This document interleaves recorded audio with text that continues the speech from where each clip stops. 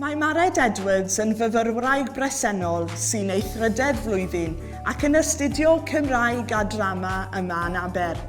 Mae hi hefyd yn is-lywydd IMCA ar gyfer y flwyddyn academaidd hon ac yn llywydd yr Urdd.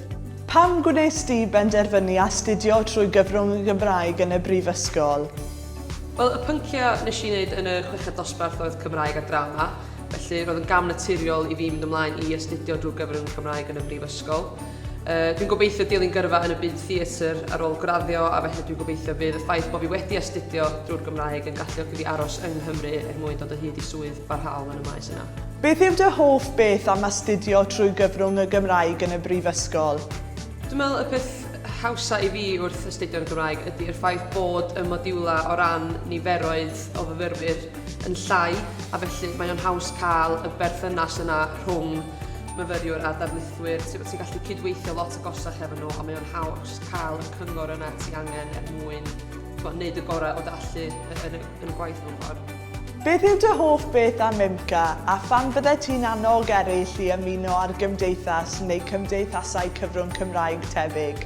Yn sicr, y hoff beth fi am IMCA ydy agosathrwydd y gymdeithas. Mae pawb yn nabod ei gilydd. Ti'n teimlo bod chdi'n cael yr elfen a bod chdi'n perthyn i rhywbeth, a dwi'n meddwl pan mae rhywun yn cychwyn yn y brifysgol, mae cael hynna wrth gyrraedd yn rhywbeth mawr, mae o'n helpu chdi i setlo mor fuan a phosib fel bod chdi'n gallu mwynhau pob agwedd o dy fywyd yma.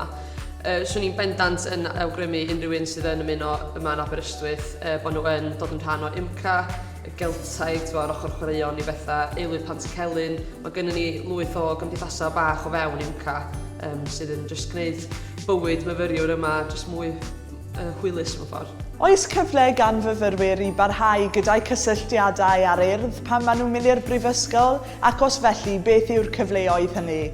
Yn sicr, mae yna dal gymaint o gyfleoedd gyda'r Urdd wrth fynd i'r prifysgol. So dwi yn bersonol yn gwneud lot fawr efo'r Urdd ar hyn o bryd fel llywydd. Ond pan o'n i'n cychwyn yng nghyfnod yma yn Aberystwyth, o'n i yn bryderus bod fi'n mynd i golli'r cysylltiad yna efo'r Urdd nôl yn Sir Fôn. Ond yn hytrach na hynny, dwi wedi gwneud cysylltiadau efo'r Urdd yn Geredigion a yn genedlaethol yn ogystal a parhau i weithio agos iawn efo'r Urdd yn Sir Fôn. Felly yn bendant mae'r cyfleoedd dal yna.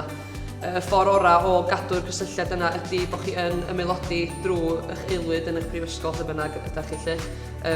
Fedrwch chi fod yn fudiad o tu allan i Gymru yr un mor hawdd.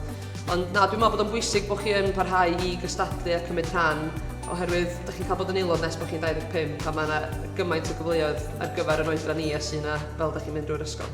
Wrth fyfyrio ar dy gyfnod yn y brifysgol, wyt ti'n falch dy fod ti wedi penderfynu astudio trwy gyfrwng y Gymraeg?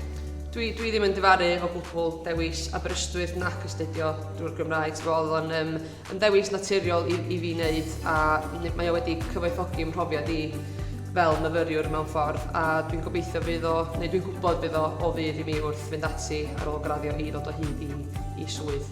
Beth yw dy uchafbwyntiau o fyw ac astudio trwy gyfrwng y Gymraeg yma yn Aberystwyth? Dwi'n meddwl, mae bob profiad dwi wedi cael o fyw yn Aberystwyth wedi bod yn uchafbwynt. Mae'r dref ei hun mor arbennig a fydd o wastad yn agos iawn at yng nghalon ni. Ond dwi'n meddwl, y prif bethau fi ydy y pethau rhyngolegol sydd yn digwydd. Mae gen ti ddawns yn gol, yr Eisteddfod yn gol, a mae'n bethau eraill yn ei wneud efo prifysgolion eraill. Mae o jyst wedi gwneud y profiad o fyw yn Aberystwyth yn boddhal ofnadwy, a dwi wedi mwynhau pob elfen o'r ochr astudiaethau hefyd. Mae byw ac astudio trwy gyfrwng y Gymraeg yn agor y drws i ystod eang o gyfleoedd academaidd a chymdeithasol. Gallwch ennill symiau uchel o arian ysgoloriaeth, derbyn cefnogaeth gan diwtor personol cyfrwng Cymraeg yn Aberystwyth, ynghyd â chynyddu eich cyfleoedd cyflogadwyedd ar ôl graddio. Ewch amdani, byddwch chi ddim yn difaru.